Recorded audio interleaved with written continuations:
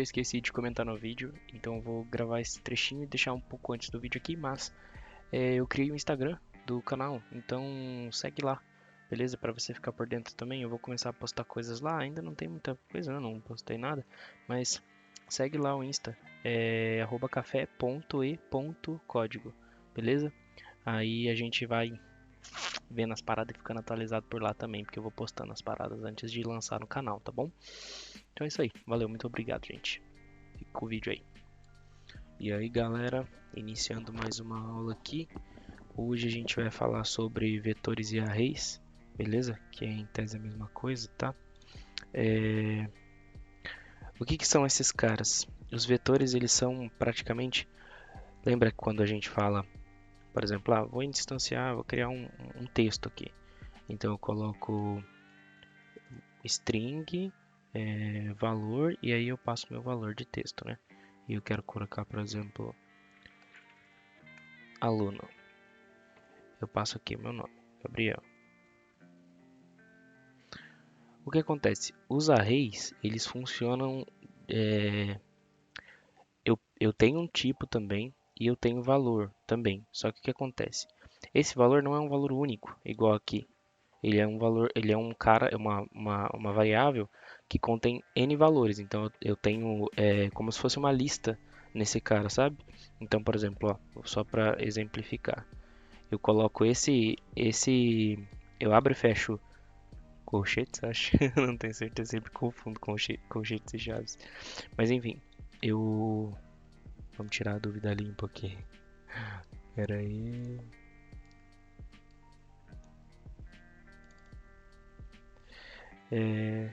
Colchetes. Não, é chave.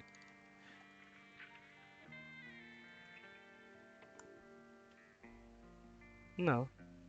Espera aí, agora eu não entendi nada. Isso aqui é chave. O colchete tá certo, então? É tudo chave? Que loucura. Parêntese, colchete. Então é colchete mesmo, eu acertei. Então beleza, você coloca o tipo, abre e fecha colchetes para dizer que ele é um tipo vetor. E aí, por exemplo, em vez de ser aluno, eu vou colocar alunos. Por quê? Porque esse cara aqui ele tem vários alunos dentro dele, ele é um plural, né? E aí eu posso fazer assim, ó. Agora sim, eu abro e fecho chaves e aqui eu passo vários valores para ele. Então, Gabriel, opa, vou colocar Matheus, vou colocar Tiago, vou colocar José. Então eu posso ter vários valores, tá vendo? Então ele armazena vários valores para mim, diferente desse cara aqui, que só tem um. Então, como é que o que que eu faço a partir daqui, né? Os vetores eles têm várias funções e eles têm vários métodos aqui dentro também para você poder usar com eles. Então, por exemplo, vamos fazer um console.writeLine aqui só para a gente exemplificar. Então, writeLine, um deles é um método que chama, não é um método, sim uma propriedade que chama length, mas eu tenho um cara que também é o count, faz exatamente a mesma coisa, tá? O count ele é um método e o length ele é uma propriedade. E os dois vão trazer para mim a quantidade de itens que eu tenho dentro do meu vetor. Então, ó, aqui no caso tem 1, 2, 3, 4 itens. Então, se eu der um rodar, ele tem que exibir 4 para mim, tá vendo? Só que o que acontece? Uma coisa interessante relativa a vetores. Esses caras não são contados em 1, 2, 3, 4. Esses caras são contados em 0, 1, 2, 3. Então, ele sempre começa a partir do zero. Beleza? Isso é uma coisa importante. Por quê? Porque é o seguinte, ó. Para eu pegar um item dentro do vetor, eu tenho que fazer o seguinte: alunos, aí se eu quiser exibir algum nome, né? Coloco entre colchetes e eu passo o índice. O índice é o quê? É justamente o número que representa cada um desses caras aqui. Então você lembra que eu tinha falado que ele é contado em 0, 1, 2, 3. Então, se eu colocar 1 aqui, por exemplo, ó, ele não vai exibir Gabriel para mim, ele vai exibir Matheus. Quer ver? Olha lá, tá vendo? Por quê? Porque como ele começa a partir do zero, o primeiro item do vetor, o primeiro índice do vetor é 0, não é 1, beleza? Então se eu colocar 0 aqui, ó, ele vai mostrar Gabriel para mim. Olha lá, beleza? Isso é uma parada importante para caso você queira, né, pegar de alguma forma mais simples, igual eu fiz aqui algum dos índices. Você tem que sempre lembrar que o índice ele é menos 1 no caso, né? Então eu tenho 4 itens, mas o último é o 3 e não o 4 em si. Se você tentar pegar um 4 aqui, ele vai dar um erro. Quer ver? Por quê? Porque eu não tenho 4 ainda. Olha lá, deu pau. Tá vendo? Ele fala justamente que o index que eu tentei tá além dos limites do vetor, justamente porque ele não tem um índice 4, e sim um índice que vai até 3. Fechou? Então, beleza. A partir desse ponto, eu consigo usar o vetor para várias coisas. E uma das coisas que é legal para a gente fazer é justamente o for. A gente consegue fazer um laço de repetição para exibir cada nome do vetor. Então, por exemplo, eu vou criar o meu índice aqui, no caso o índice do laço de repetição, não do vetor, tá? São coisas diferentes. Então, eu venho aqui e eu criei meu índice do for, do meu laço de repetição, que é o i. Então, eu falei que ele é 0, e agora o Visual Studio até completou para mim aqui, ó. É justamente isso que eu quero. Enquanto o i for menor do que os alunos.length, que é justamente a quantidade que tem de alunos dentro do meu vetor. Então ele vai repetir isso de acordo com o tamanho do meu vetor. Então eu faço i mais para cada vez.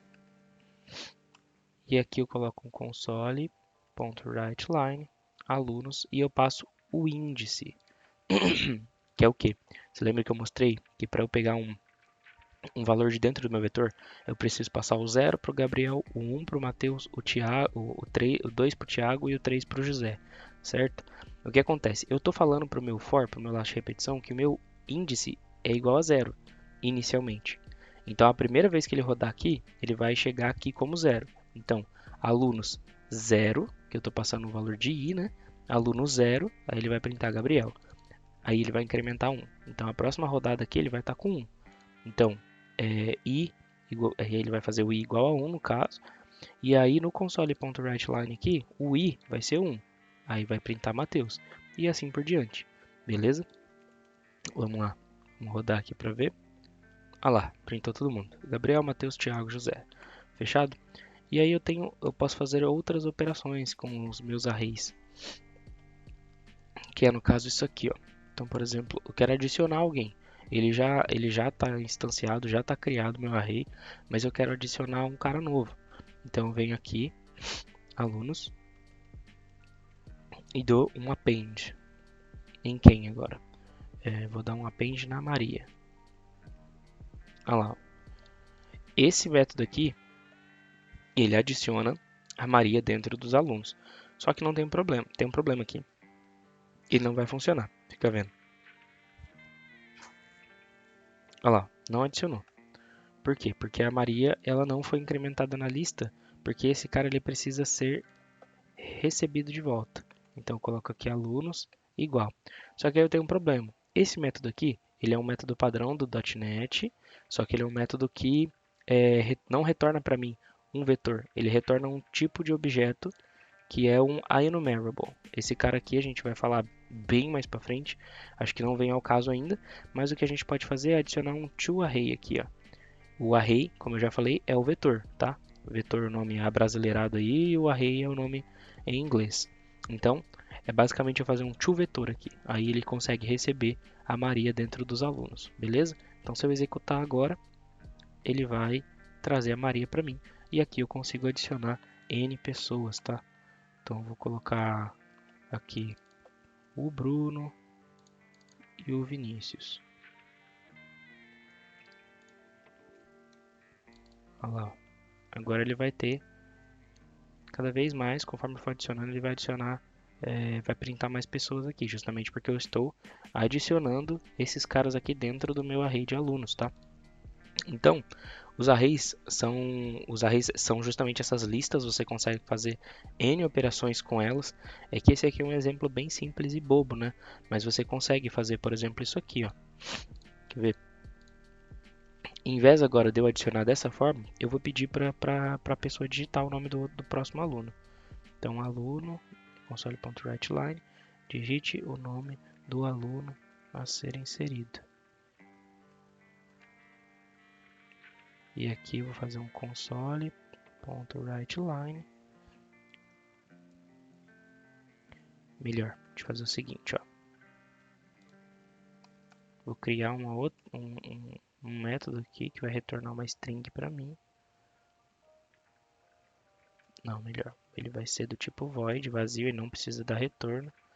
E aí, eu vou criar um cara que vai ser adicionar o nome do método. Adicionar alunos. E aqui eu vou fazer um while.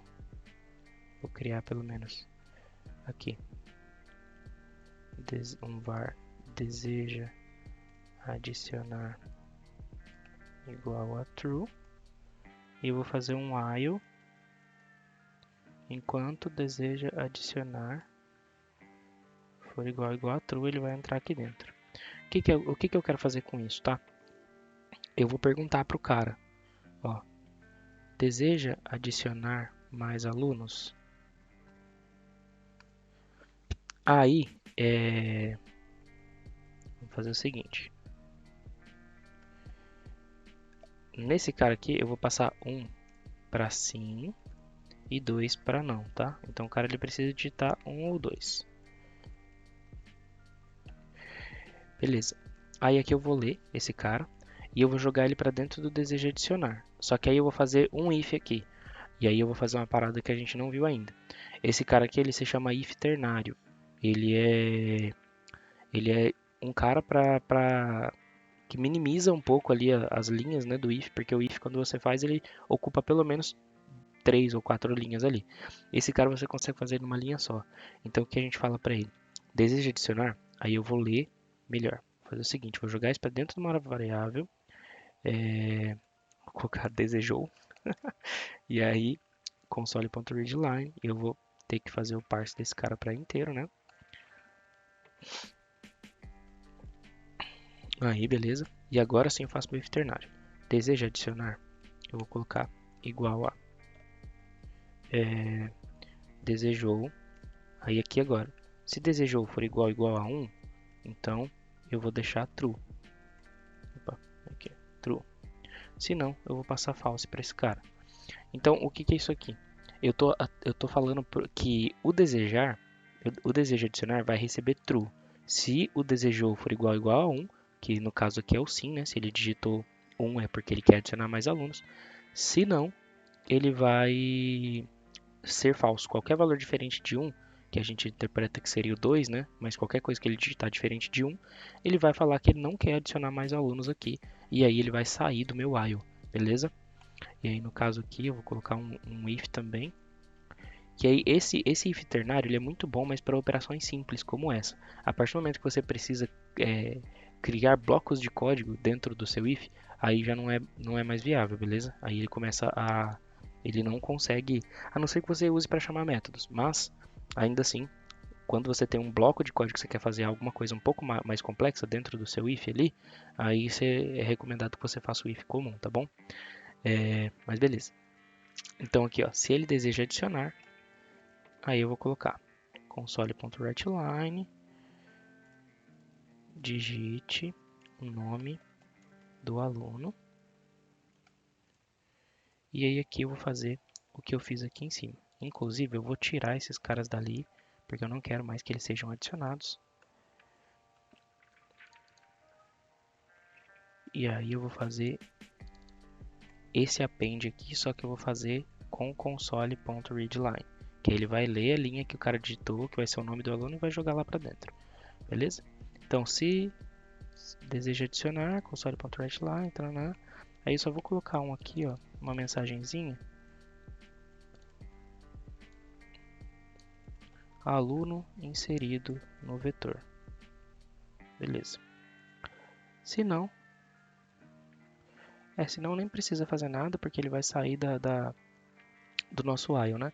E aí, por fim, eu vou jogar aquele for lá embaixo. aqui. E aí, esse cara, então, como é que vai ser aqui? Eu vou iniciar com alguns alunos, no caso, Gabriel, Matheus, o Thiago e o José, beleza?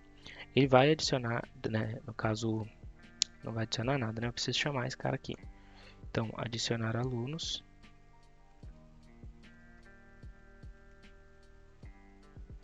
É isso. Agora sim, aí ele vai chamar o adicionar alunos. O adicionar alunos é esse cara aqui, ó. Então, ele vai vir aqui.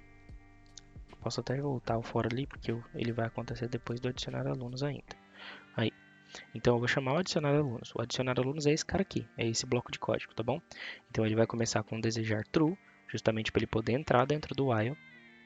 Aí ele vai cair aqui dentro, vai perguntar se você quer ou não adicionar alunos. Se você digitar sim, se você digitar 1, ele vai entender que você deseja adicionar. Foi o externário que a gente fez aqui. E ele vai entrar aqui, se ele continuar sendo true, ele vai entrar, vai pedir para você digitar o nome do aluno, beleza? Aí ele vai perguntar, tipo assim, por ele continuar sendo true, ele vai entrar de novo aqui por conta do while e ele vai perguntar se você deseja adicionar mais, até você matar o ciclo falando que você não quer, tá bom? Então, se você continuar dando sim, ele vai continuar fazendo looping do seu código aí. Então vamos lá. Vamos tentar rodar para ver se está funcionando como esperado. Então, deseja adicionar mais alunos? Sim. Digite o nome do aluno. É Douglas. Aluno inserido no vetor. Deseja adicionar mais alunos? Sim. O nome dele vai ser Maicon. Sim. O nome dele vai ser Diego. Vou colocar outro Bruno. E agora eu vou colocar um não. Olha lá, ó. Adicionou todo mundo, tá vendo? Gabriel, Tranan, Douglas, Maicon, Diego e Bruno. Tá vendo? Justamente por conta desse while aqui que ele vai ficar repetindo, pedindo pra gente e depois, por fim, adicionando os alunos no nosso vetor. Fechou? Queria dar essa aula hoje porque a próxima aula eu queria fazer uma coisa legal, tipo que foi semana passada não, na aula passada, que foi a respeito das corridas de cavalos e tudo mais, eu queria trazer uma coisa diferente também. Não sei se vocês já jogaram Pokémon, tá ligado? Aqueles Pokémon bem antigos de Game Boy, assim, que eram os que eram as batalhas de turnos e tudo mais. E eu queria trazer pra gente tentar fazer algo semelhante aqui, só que via console, sabe? Tudo via telinha preta e texto, né? Não vai ser bonitinho visualmente igual aquele lá, mas a gente consegue replicar o sistema. Então, tipo assim, eu quero usar um item. Você usa um item da bolsa. Quero atacar. Você escolhe um ataque para atacar e dá X de dano, sabe? Aí o inimigo vai atacar, ele te ataca e dá Y de dano, sabe? Então eu queria fazer algo nesse sentido. Acho que vai ser bem legal. Beleza? Já dando spoiler da próxima aula aí. Então é isso aí, galera. Valeu, falou e até a próxima.